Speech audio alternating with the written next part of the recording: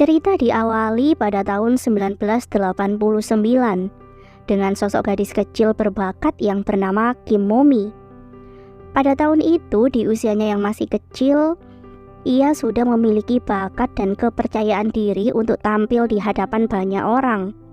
Momi kecil memiliki sebuah mimpi untuk menjadi artis yang dicintai banyak orang.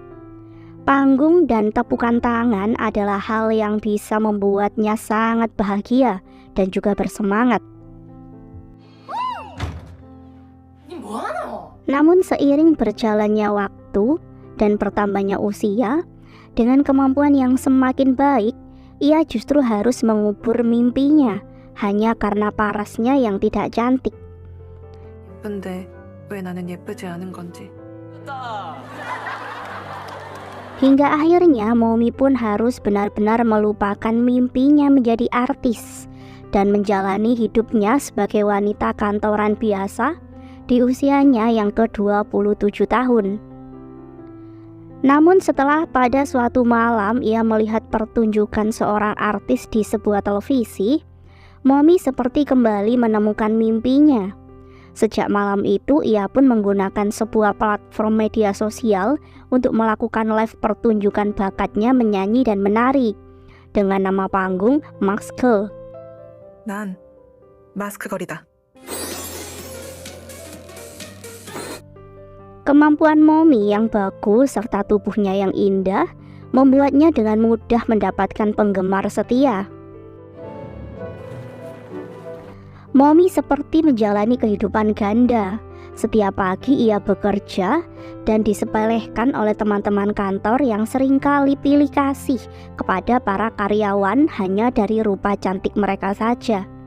Sahabat Momi yang bernama Sangsun yang juga mendapatkan perlakuan tidak adil, ia pun menganggap semua pria di kantornya adalah orang mesum yang telah melakukan pelecehan seksual kepada para pegawai wanita. Sangsun dan Momi kerap kali membahas teman mereka yang bernama Arum yang terlalu centil dengan pria-pria di kantornya. Entah sejak kapan Momi merasa ia seperti telah jatuh cinta kepada atasannya yang bernama Park. Pesona Park yang sempurna baik fisik dan juga kepandaiannya membuat Momi sangat terpesona. Terlebih lagi Park sendiri selalu bersikap acuh ketika Arum yang terkenal cantik mencoba mendekatinya. Sungguh seorang pimpinan kantor dan pimpinan rumah tangga yang sangat setia kepada istrinya. Itulah pendapat Momi tentang sosok Park. Dan malam harinya, Momi menjadi artis live yang seksi yang memiliki banyak penggemar setia. Dalam topeng emasnya, ia mencoba mendapatkan perhatian dengan menutupi wajahnya yang asli. Keesokan harinya, saat acara makan malam bersama, Momi kembali dibuat kagum dengan sikap Park yang menolak saat Arum menawarkan untuk menuangkan minuman kepadanya. Selain itu, saat salah satu atasan Momi justru membahas tentang pesona Maxkel yang sekarang menjadi primadona di sebuah platform media sosial, Momi sangat terkejut karena ada teman kantornya yang ternyata menjadi penggemar sisi rahasia dirinya. Kemudian saat pulang, Mark dan Momi berbagi taksi yang sama karena mereka melewati arah yang sama. Mendengar Park yang saat itu berbohong kepada istrinya di telepon dengan mengatakan bahwa ia saat itu sedang sendirian, membuat Momi menjadi salah tingkah dan juga GR. Kemudian saat ia melakukan live seperti biasa, ia pun menceritakan tentang pengalamannya tadi kepada para penggemarnya. Momi bingung kenapa atasannya berbohong kepada istrinya dengan mengatakan ia sedang sendirian, padahal saat itu ia sedang bersama dengan Momi. Dan beberapa komentar para penggemar, ada satu akun yang bernama Dulu Tampan meminta Maxkel untuk melupakan atasannya itu karena ia sangat mencintai Maxkel. Sangsun merasa atasannya adalah pria yang sangat narsis di media sosial. Namun bagi Momi sendiri, itu justru hal yang membuatnya semakin memujanya. Dan Momi pun sangat senang ketika melihat Park memarahi Arum di depan para pegawai lainnya. Kemudian sebelum pulang, Momi menyemangati Arum untuk tidak patah semangat karena omelan Pak tadi. Kemudian saat di lantai bawah, Momi teringat akan barangnya yang tertinggal di meja kerjanya, dan ia pun kemudian pergi untuk mengambilnya. Namun, ia justru melihat Pak yang diam-diam kembali ke ruangannya hanya untuk bisa melakukan ehem-ehem dengan Arum. Hati Momi seketika hancur mengetahui hubungan terlarang antara Pak dan Arum, karena selama ini ia memendam perasaan yang sangat besar kepada Pak. Malam itu, ia pun melampiaskan patah hatinya dengan minum sendirian. Kemudian dalam keadaan sedikit mabuk, ia tanpa sadar melakukan live sambil melepas semua bajunya, yang akhirnya akun Maxgirl pun harus diblokir malam itu juga. Dan kemudian pagi harinya, Momi pun sangat terkejut karena menyadari tingkah konyolnya tadi malam. Kemudian saat di kantor, ia yang merasa sangat kesal dengan Arum, akhirnya memilih untuk memberitahu perselingkuhan antara Pak dan Arum kepada teman-teman gengnya. Dan walaupun saat itu Momi meminta semua teman-temannya untuk tidak memberitahu siapapun, kabar heboh tersebut pun tentu justru semakin cepat diketahui oleh semua pegawai di sana. Kemudian saat pulang bekerja, Momi terlihat sedih melihat Pak yang tengah mabuk dan mencoba untuk bunuh diri. Dan kemudian ia pun mengantar Pak untuk pulang. Namun karena ia tidak tahu alamat Pak, Momi pun membawa Pak beristirahat di sebuah motel. Dan dalam keadaan mabuk, Pak dan Momi malah bercinta malam itu.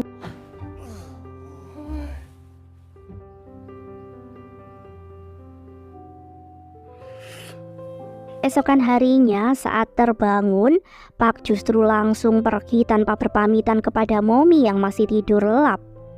Kemudian setibanya di kantor, Momi terkejut dan sedih mendengar si Pak ternyata telah mengundurkan diri. Pak sendiri memilih untuk mengundurkan diri dari perusahaan tersebut setelah pimpinan mereka memanggil dirinya dan Arum. Momi merasa bersalah kepada Pak dan ia sebenarnya tidak pernah ingin Pak keluar dari perusahaan itu. Kemudian Momi sendiri dibuat sangat terkejut dengan sebuah email tidak dikenal yang telah mengetahui bahwa Momi adalah Maxgirl. Momi tentu mulai gelisah mengetahui ada seseorang yang mengetahui identitas rahasianya, dan ia pun mulai mudah curiga kepada orang-orang yang ada di sekitarnya. Kemudian setibanya di rumah, ia pun sedikit merasa terhibur dengan penggemar-penggemar setianya yang masih aktif memberi dukungan kepadanya. Dan ternyata salah satu penggemar Maxgirl yang menggunakan akun dulu tampan adalah rekan kantor Momi yang selama beberapa hari ini sudah tahu bahwa Momi adalah sang Maxgirl. Pegawai tersebut adalah Ju Onam. Ia adalah seorang pria introvert sejak kecil dengan trauma bully yang ia dapatkan dari teman-temannya. Ia merasa sedih karena fisiknya yang gemuk, ia pun kerap menjadi sosok bulian yang empuk. Onam sendiri tumbuh sebagai penyendiri. Ia selalu bungkam setiap kali ibunya bertanya tentang apa yang ia alami di sekolah. Ibu Onam adalah seorang single mother yang selalu bangga dengan putranya yang sangat baik dan pendiam. Ia memiliki impian Onam bisa menjadi seorang dokter saat dewasa nanti.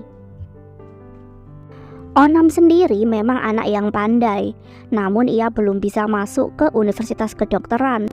Namun, Onam lulus dengan nilai yang baik sehingga ia bisa mendapatkan pekerjaan dengan mudah.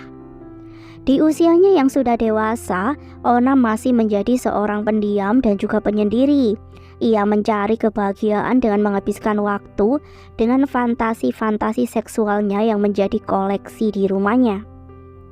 Ketakutan Onam adalah melihat mata lawan bicaranya, sehingga ia pun memilih untuk melihat tangan saat berbicara dengan mereka.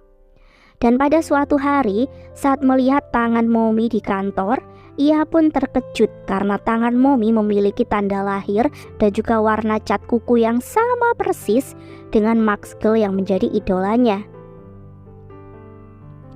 Dan sejak saat itu, Onam semakin mengagumi Momi baik sebagai Maxgirl saat siaran live dan juga sebagai Momi, yaitu teman kerja yang duduk tepat di sampingnya. Onam pun dengan mudahnya tahu bahwa Momi diam-diam memiliki perasaan kepada atasan mereka yang ia anggap tidak pantas untuk dicintai oleh Momi. Namun ketika Onam memiliki waktu berdua dengan Momi, ia justru sangat takut dan memilih untuk tidak mengungkapkan perasaan yang sebenarnya kepada Momi.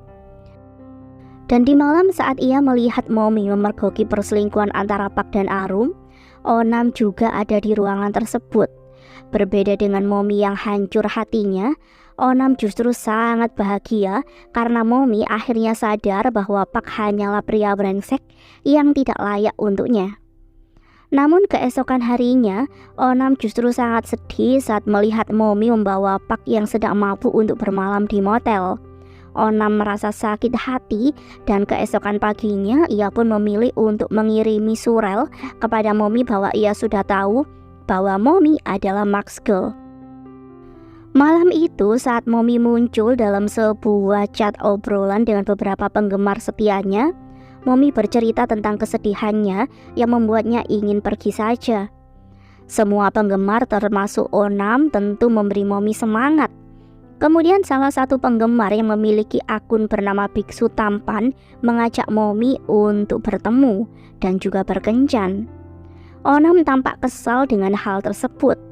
Kemudian saat berjanji untuk bertemu dengan si Biksu Tampan, Momi sengaja memakai kacamata dan juga masker hitam karena ia mencoba menutupi wajah aslinya.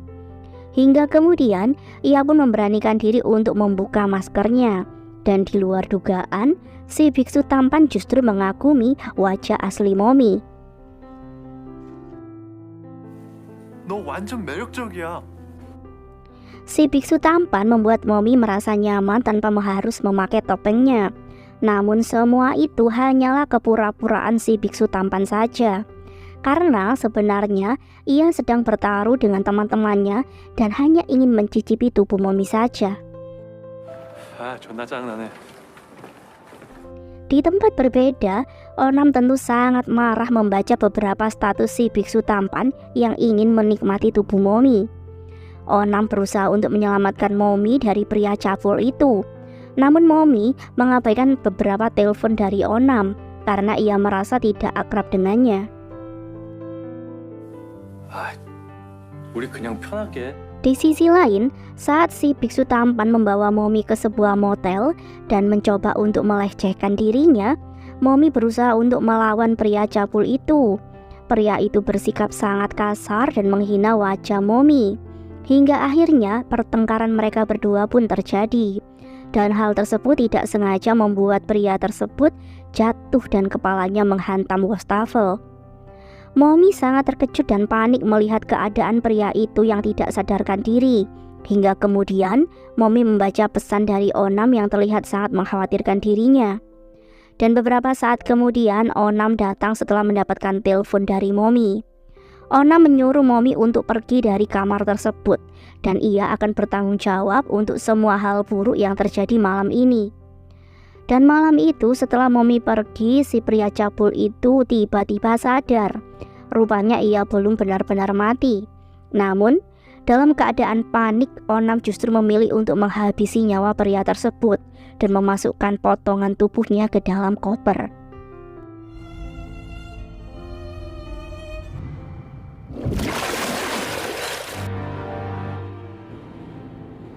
Kemudian keesokan harinya Momi tiba-tiba memutuskan untuk mengundurkan diri dari perusahaan. Ia tidak memberitahu siapapun termasuk dengan Sangsun sahabatnya. Onam menjadi sangat sedih dan terpukul dengan keputusan Momi. Terlebih lagi sejak saat itu ponsel Momi benar-benar sudah tidak bisa dihubungi. Onam kemudian meminta alamat Momi kepada HRD perusahaannya. Ia beralasan akan mengirimkan barang-barang lama Momi setelah ia berhenti bekerja. Dan malam harinya, Onam pergi ke tempat Momi. Namun apartemen Momi terlihat sepi seakan tidak berpenghuni. Kemudian sesampainya di rumah, Onam terkejut melihat akun Mark's Girl melakukan siaran live untuk berpamitan kepada semua penggemar setianya. Mark's Girl kemudian menari seksi dan mengucapkan salam perpisahan kepada mereka. Onam kemudian langsung berlari ke apartemen Momi dan ia memaksa Momi untuk membukakan pintunya. Momi mempersilahkan Onam masuk ke kamarnya. Momi memberitahu bahwa ia tidak bisa hidup dengan bayang-bayang sebagai seorang pembunuh. Momi sudah tahu bahwa Onam adalah penggemar setianya yang bernama si Dulu Tampan. Momi sangat kecewa karena Onam selama ini memata-matai dirinya dan juga menerornya setelah ia tahu identitas rahasianya. Momi merasa Onam adalah pria yang tidak jauh berbeda dengan pria-pria cabul lainnya yang selalu menghina wajah Momi dan hanya menginginkan tubuh seksi Momi saja. Momi tidak percaya dengan kesungguhan perasaan Onam kepadanya. Ia hanya menertawakan saat Onam menyatakan cinta kepadanya. Dan kini Momi sudah memutuskan untuk menghapus semua masa lalu Momi dan ia akan menjadi Momi yang baru. Onam yang merasa kecewa dengan keputusan Momi karena ia tidak ingin Momi menghapus dirinya, ia pun kemudian mendorong Momi jatuh di atas tempat tidur dan langsung menikmati tubuh Momi sebagai bentuk ungkapan cintanya kepada Momi. Namun ia terkejut saat melihat wajah Momi yang penuh dengan perban operasi. Momi langsung berbalik menaiki tubuh Onam dan membuatnya lengah hingga ia pun kemudian menghabisi Onam malam itu juga.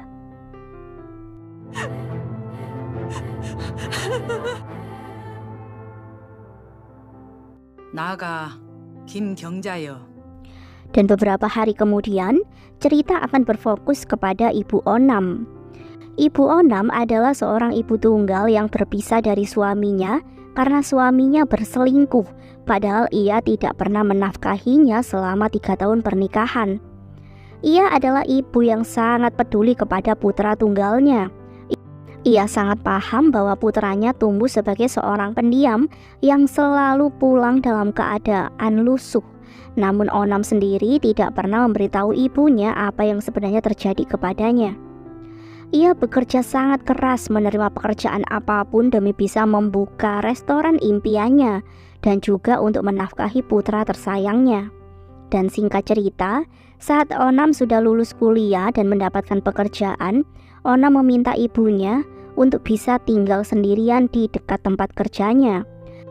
Sebenarnya sang ibu ingin menolaknya karena ia ingin tetap tinggal dengan putra satu-satunya itu. Hingga akhirnya sejak Onam tinggal mandiri, hubungan mereka pun mulai renggang.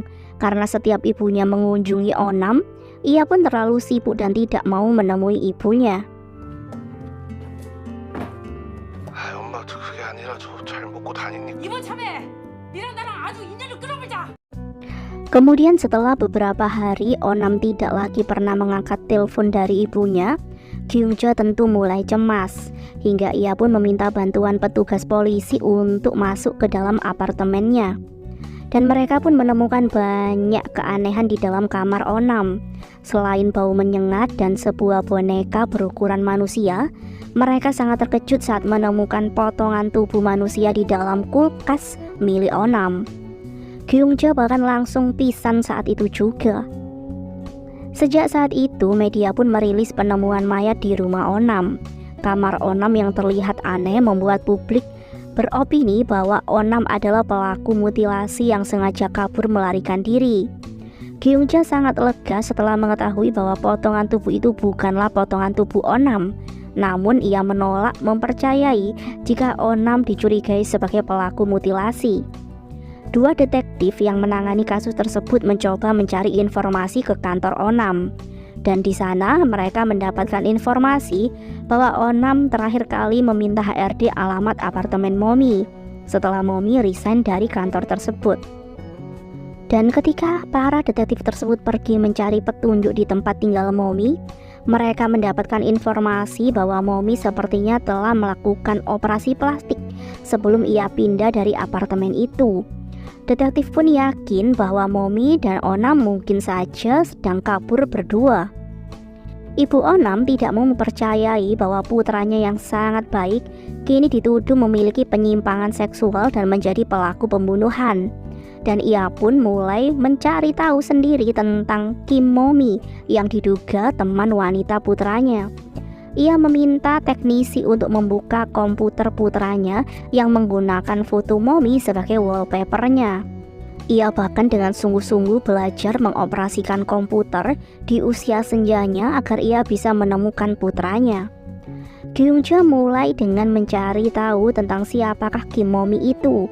Ia tidak putus asa dan mempelajari hal-hal baru demi menemukan putranya. Ia bahkan menjual restorannya dan mengambil semua tabungan miliknya untuk bisa menemukan sang putra. Ia kemudian berkenalan online dengan ketua komunitas fans Maxgirl yang memiliki nama akun Teddy. Dari Teddy tersebut, Kyungja mengetahui bahwa Teddy menemukan seseorang wanita yang memiliki tubuh dan kemampuan menari yang sangat persis seperti Momi.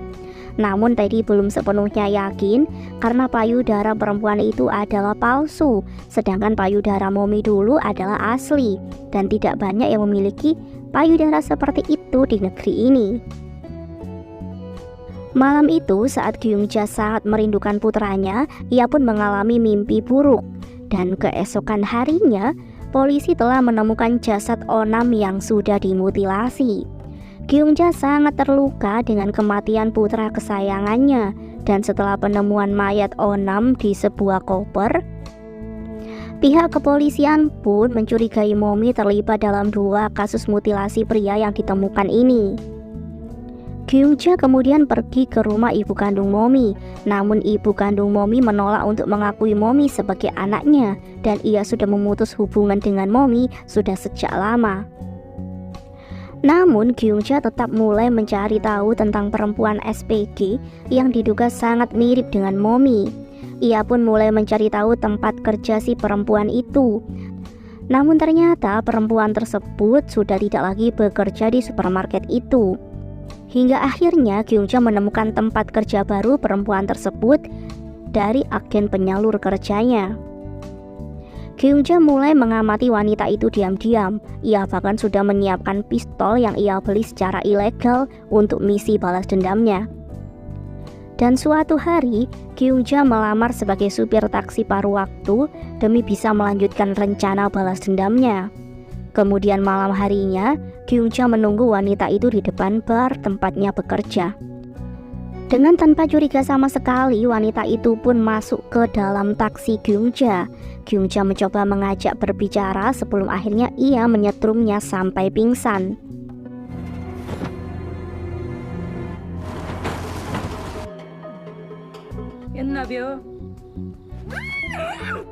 Kyungja membawa wanita itu ke sebuah tempat di tengah-tengah hutan.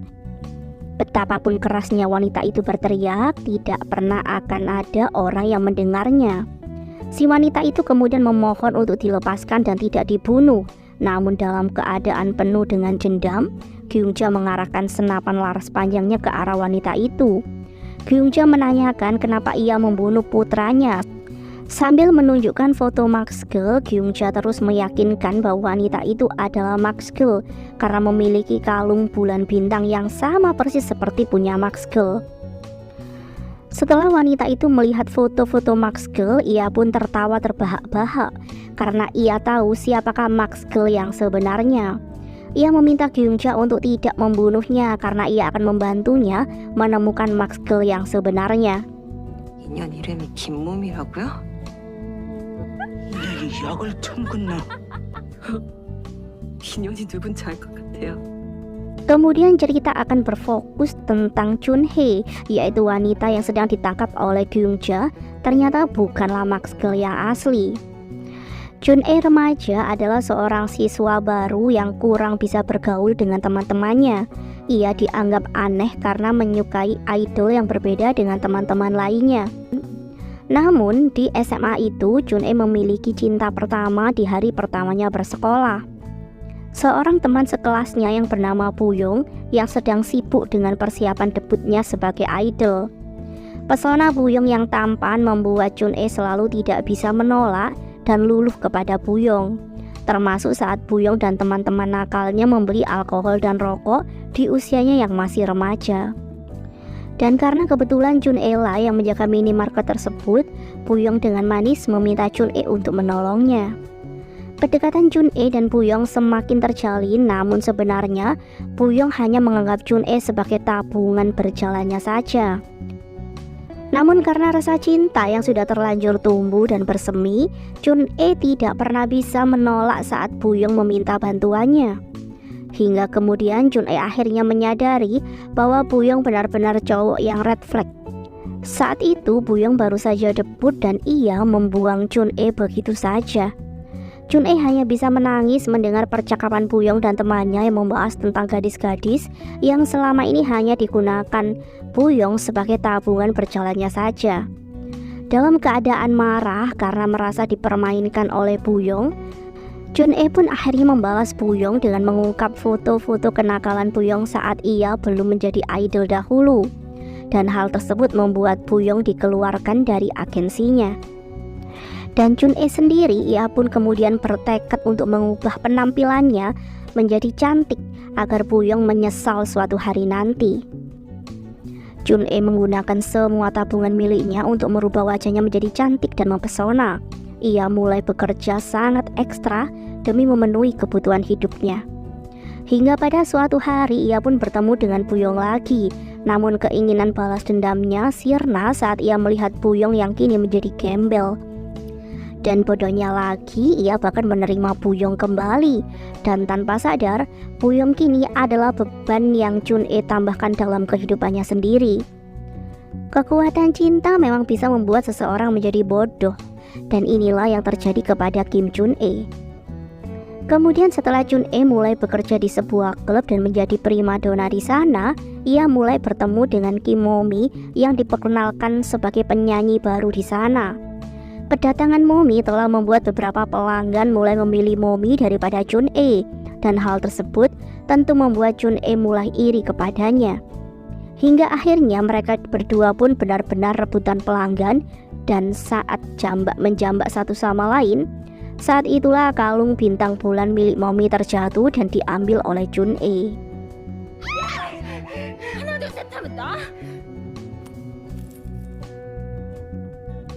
Setelah mendengar kisah Jun-e, Kyung-jo memutuskan untuk percaya kepada Jun-e dan menerima bantuan Jun-e untuk membantunya menemukan Momi. Kyung-jo meminta Jun-e untuk memberitahu informasi apapun tentang Momi. Kemudian setelah berpamitan kepada Kyung-jo, Jun-e diam-diam pergi ke sebuah apartemen kumuh dan rupanya itu adalah tempat tinggal Momi. Momi tampak pucat dan lelah saat itu. Jun-e sangat khawatir pada kondisi Momi karena sebenarnya ia dan Momi adalah sahabat sejati. Pertemuan awal mereka di bar kala itu adalah awal kedekatan mereka berdua. Mereka tampak kompak seperti saudara kembar dalam kecantikan dan bakat menari menyanyinya. Jun-e sengaja membohongi Kyung-jo dengan cerita karangannya. Ia ingin melindungi Momi dari Kyung-jo yang berniat membunuhnya. Momi tidak memiliki siapapun dan ia tidak berani pulang ke rumah karena ibu Momi sangat membencinya dan ia pasti akan melaporkan kepada polisi ketika Momi pulang ke rumah. Jun-e berusaha untuk membantu Momi agar ia bisa keluar dari masalah ini. Namun sayangnya seorang siswa SMA diam-diam mengambil gambar Jun-e yang hari itu pergi dari tempat Momi. Kemudian sesampainya di rumah, Jun-e dan Byung-jo terlibat pertengkaran karena Jun-e sudah tidak bisa hidup menanggung Bu-yong lagi dan ia pun meminta Bu-yong untuk pergi dari rumahnya.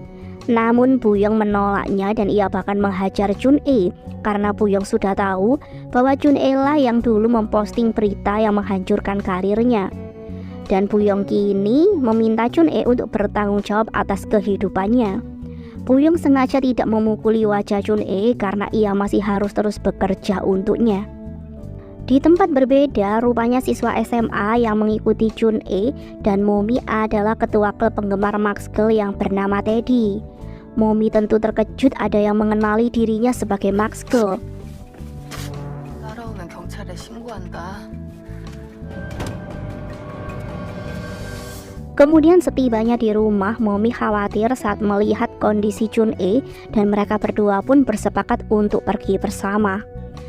Sayangnya saat Jun-e diam-diam pergi untuk mengambil uang dan barang yang ia perlukan serta membawa anjing peliharaannya pergi, Puyong terbangun dan langsung menghajarnya tanpa ampun.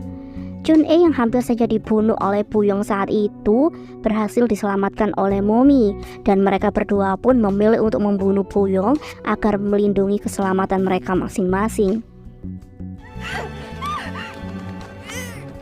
Mereka kemudian memasukkan jasad Puyong ke dalam koper dan pergi dengan mengendarai mobil ke suatu tempat. Namun semua aksi mereka diam-diam diamati oleh Kyungja yang sudah tahu bahwa Chun-e dan Momi saling bekerja sama untuk menipu dirinya. Rupanya Teddy sendiri tadi sempat merilis informasi terbaru penyelidikannya tentang Max Girl. Teddy mengunggah foto Chun-e yang keluar dari tempat yang sama dengan Momi, dan ia pun yakin bahwa Momi dan Chun-e adalah seseorang yang saling mengenal satu sama lain.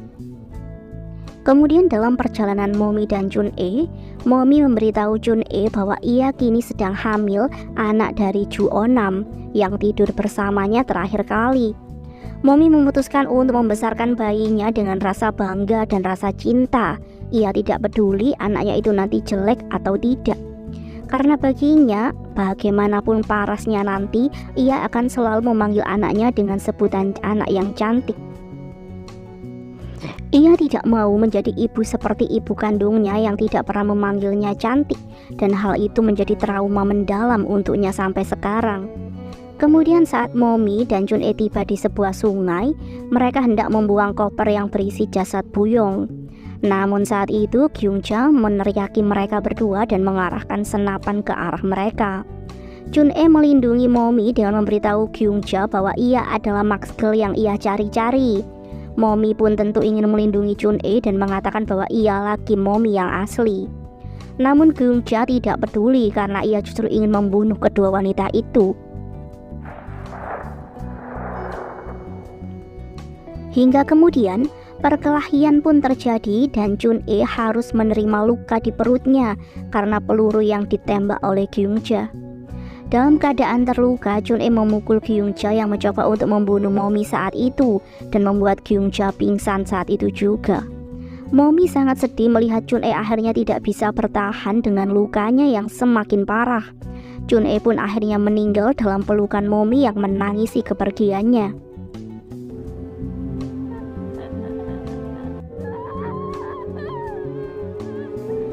Kemudian Momi memilih untuk menenggelamkan mobil setelah ia memasukkan Kyungja dan koper jasad dari Puyong.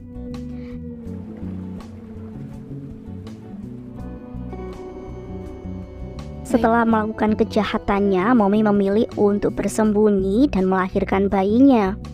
Setelah bayi Momi lahir, Momi memilih untuk menitipkan bayinya kepada ibunya. Ia meminta tolong kepada ibunya untuk menjaga putrinya, dan ia pun berjanji akan mengambilnya suatu saat nanti. Awalnya si ibu tentu menolaknya, namun ia tidak bisa begitu tega kepada bayi kecil yang tidak memiliki dosa. Dan setelah 1 tahun bersembunyi untuk melahirkan bayinya, Momi pun akhirnya memilih untuk menyerahkan diri ke pihak kepolisian. Dan pada tahun 2012, pengadilan memutuskan penjara seumur hidup setelah Momi mengakui semua kejahatan yang telah ia lakukan. 내 아들을 죽인 주제에 뭐?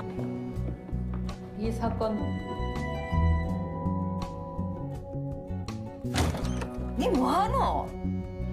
Singkat cerita, beberapa tahun kemudian setelah anak Momi semakin bertambah usia, anak Momi sendiri diberi nama Kim Mimo, nama yang hampir mirip dengan ibunya.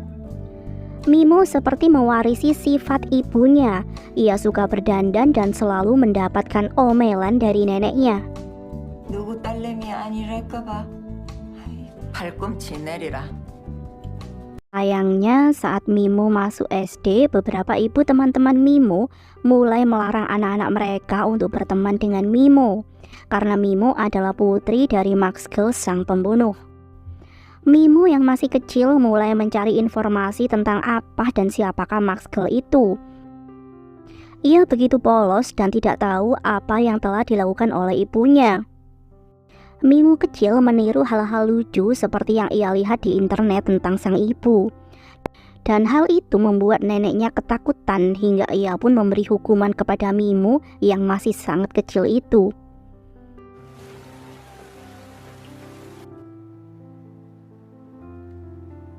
어떤 사람이었어요? Hingga pada suatu hari saat Mimo diejek oleh temannya, ia pun memukul temannya itu agar tidak lagi menghinanya. Namun hal tersebut justru membuat Mimo terpaksa dikeluarkan dari sekolah. Mimo hanya bisa menangis saat berpamitan kepada nenek penjual tteokbokki di depan sekolahnya yang selama ini selalu baik kepadanya.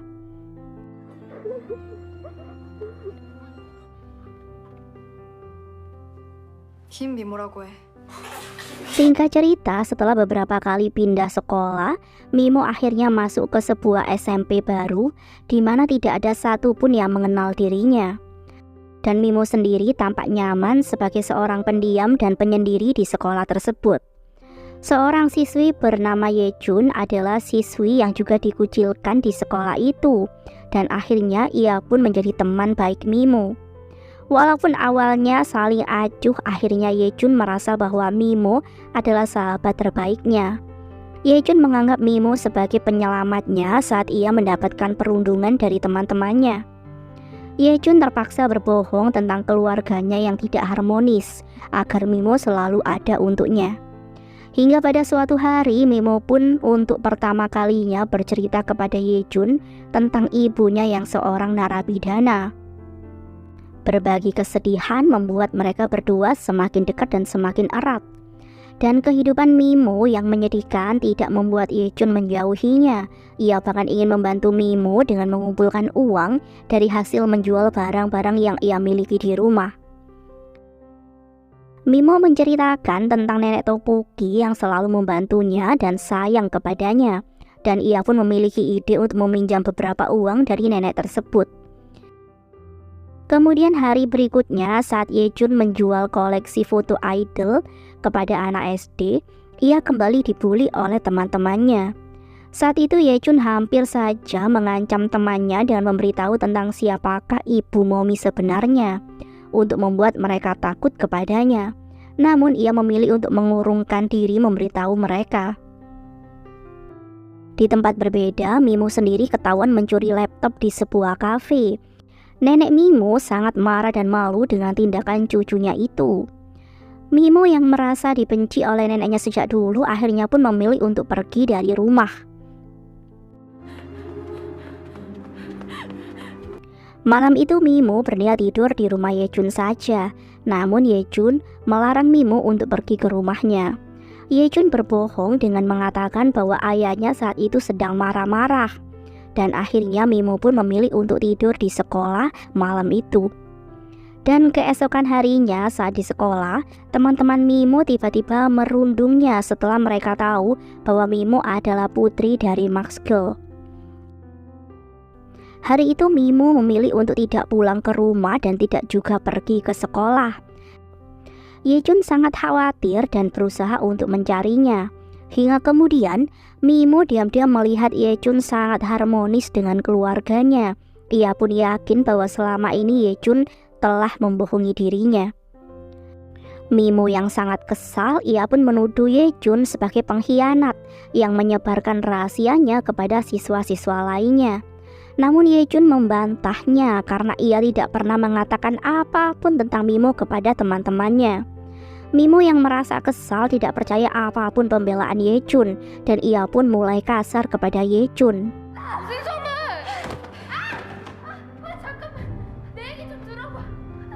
Dan dari kejauhan, nenek tteokbokki sangat senang melihat perkelahian antara Mimo dan Yejun.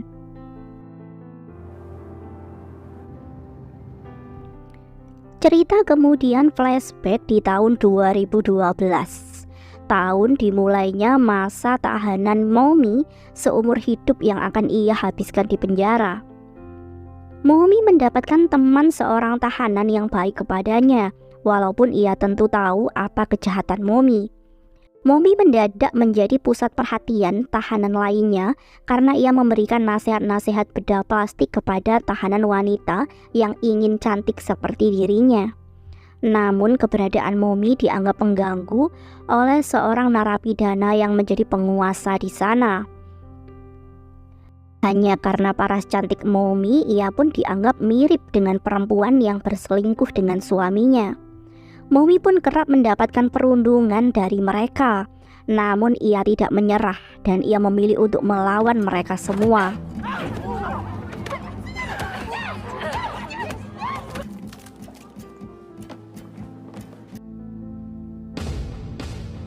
Momi menghajar mereka habis-habisan. Entah sudah berapa kali ia selalu dimasukkan dalam sel isolasi. Namun setiap kali dibebaskan, ia selalu memberi pelajaran kepada geng penguasa itu.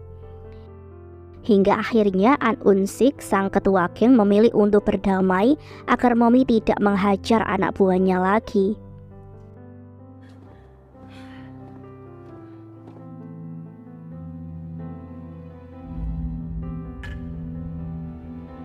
Singkat cerita, 11 tahun sudah Momi menjalani masa hukumannya di penjara. Kehidupan penjara yang tenang dan damai tiba-tiba terusik saat Momi menerima sepucuk surat dari Ibu Ju-onam. Ia tentu sangat khawatir karena Ibu Ju-onam mengancam akan membalas kejahatan Momi dengan menyakiti putrinya. Momi pun akhirnya memutuskan untuk keluar dari penjara demi melindungi sang putri satu-satunya. Namun itu tentu tidak mudah. 여기서 나가야겠어. Suatu hari Momi menyiapkan rencana kabur dengan membuat tali panjang dari kain yang sehari-hari ia jahit. Teman sekamar Momi pun membantunya untuk mengalihkan perhatian para penjaga agar Momi bisa diam-diam pergi tanpa diketahui oleh mereka. Namun sayangnya rencana kabur Momi tersebut gagal total. Karena tali yang ia gunakan untuk memanjat dinding tiba-tiba robek dan Momi pun harus tertangkap oleh para penjaga. Mengetahui Momi yang berusaha kabur, kepala sipir yang religius menyuruh Momi untuk diisolasi sebulan lebih agar ia jera, dan ia memberi Momi Alkitab agar ia bertobat dan menyadari kesalahannya. Kemudian setelah sebulan lebih menjalani hukuman di sel isolasi dengan ditemani Alkitab, perilaku Momi tiba-tiba berubah. Ia menjadi pribadi yang sangat religius. 찾아와 주셨습니다.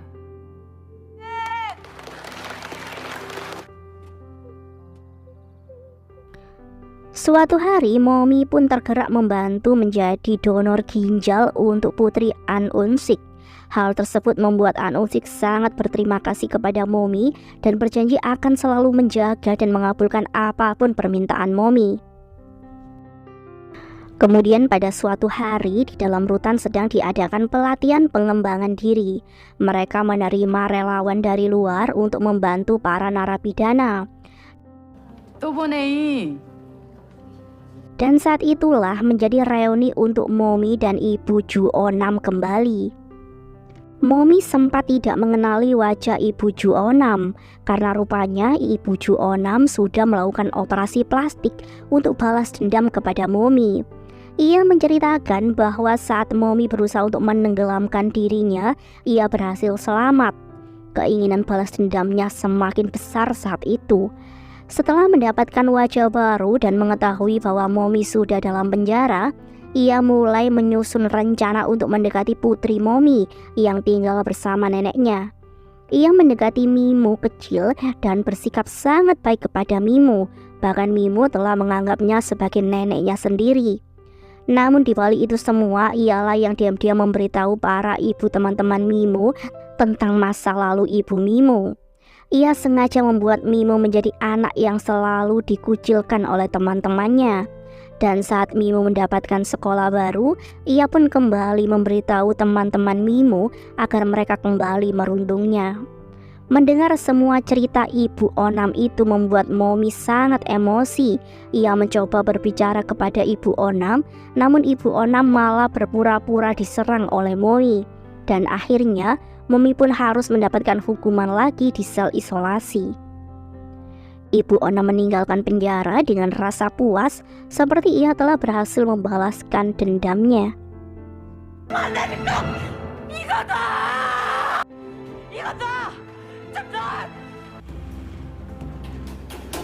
Di tempat berbeda, Ibu Onam sendiri rupanya sedang merawat Mimo seperti cucunya sendiri di rumah yang terletak di pegunungan. Ia berencana menculiknya, namun bagi Mimo sendiri, ia justru lebih senang tinggal di sana bersama Ibu Onam yang sudah ia anggap seperti neneknya sendiri. Mimo bahkan memilih untuk mengucapkan salam perpisahan kepada nenek kandungnya dan kemudian memilih untuk menonaktifkan ponselnya. Hal tersebut membuat nenek Mimo khawatir dan melaporkan kepergian Mimo kepada pihak kepolisian. Di sisi lain, rupanya An Unsuk sendiri selama ini hanya berpura-pura membantu Momi karena ia hanya membutuhkan Momi sebagai pendonor ginjal untuk putrinya. Ia bahkan membuat foto palsu Mimo dan memberikannya kepada Momi agar ia tidak khawatir kepada putrinya. Momi yang sangat khawatir dengan putrinya, ia kemudian meminta tolong agar An Unsik membantunya mendapatkan informasi tentang putri dan ibunya. Unsik kemudian berhasil mendapatkan nomor ibu Momi dan ia pun mencoba untuk menghubunginya. Sayangnya ibu Momi saat itu masih enggan memberitahu Momi apapun tentang putrinya. Di sisi lain, Ibu Onam sendiri sudah mulai bersiap-siap untuk membalaskan dendamnya dengan menyakiti Mimo. Namun malam itu ia sedikit luluh karena Mimo justru diam-diam memberinya surprise kejutan ulang tahun untuknya. 오래 사셔야 돼요.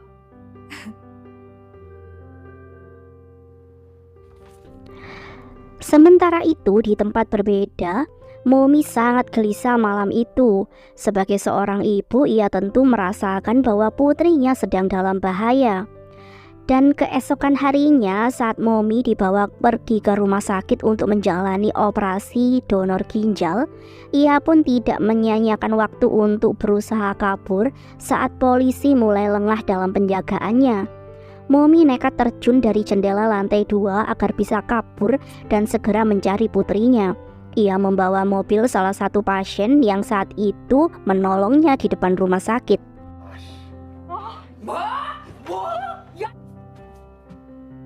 Di tempat berbeda, Ibu Onam memberikan obat tidur kepada makanan Mimo, dan tanpa curiga apapun Mimo pun dengan lahap menyantapnya.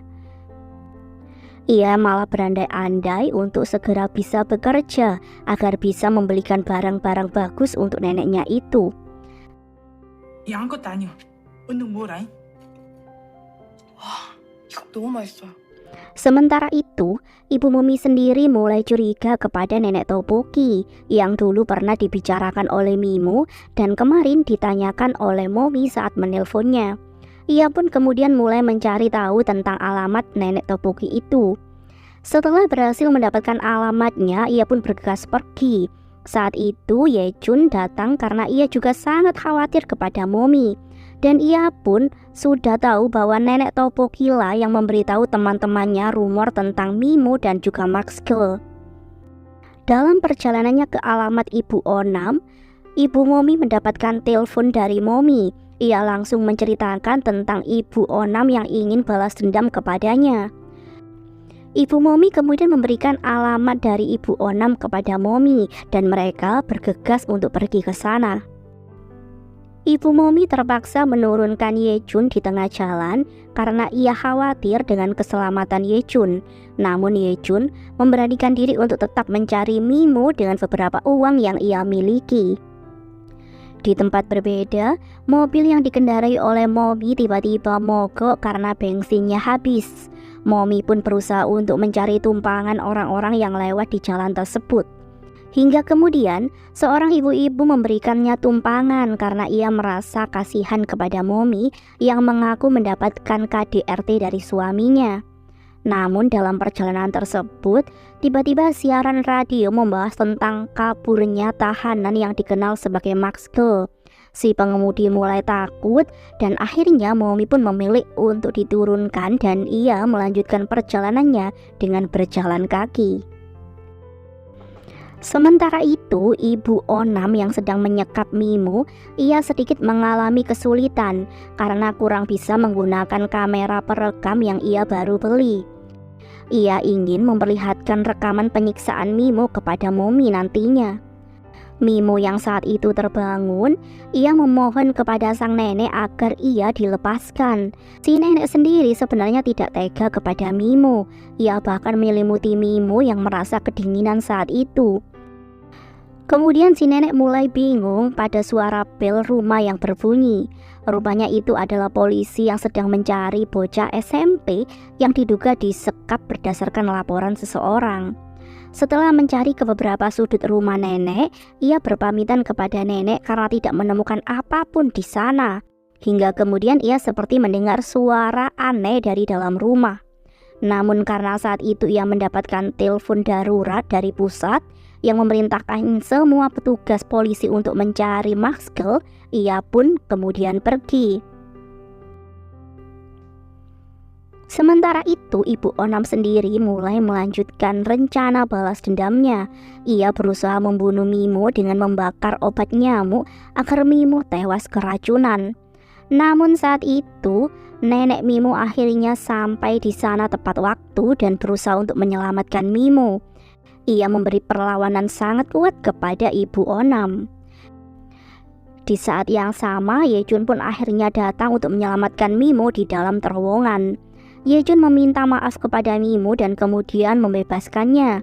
Sementara itu, di atas terowongan, nenek Mimo harus mendapatkan banyak luka tusukan karena melindungi Mimo. Hingga kemudian Momi datang dan ia memukul Ibu Onam dari belakang. Nenek Mimo menyuruh putrinya untuk melihat kondisi Mimo di dalam terowongan. Momi kemudian masuk ke dalam terowongan untuk membawa Mimo dan Yejun keluar. Namun Ibu Onam yang sudah sadar dari pingsan langsung datang dan mengarahkan senapan kepada mereka. Momi berusaha merebut senapan itu dan meminta putrinya untuk kabur. Mimo sangat sedih dan merasa bersalah melihat kondisi neneknya yang terluka parah dan akhirnya meninggal dunia.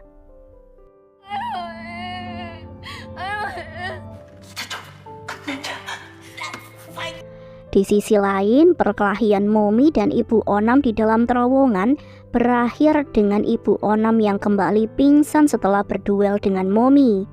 Momi kemudian pergi mengajak Mimo dan Yejun keluar. Namun saat itu beberapa polisi sudah mengepung tempat tersebut dan mereka meminta Momi untuk menyerahkan diri. 손 들어.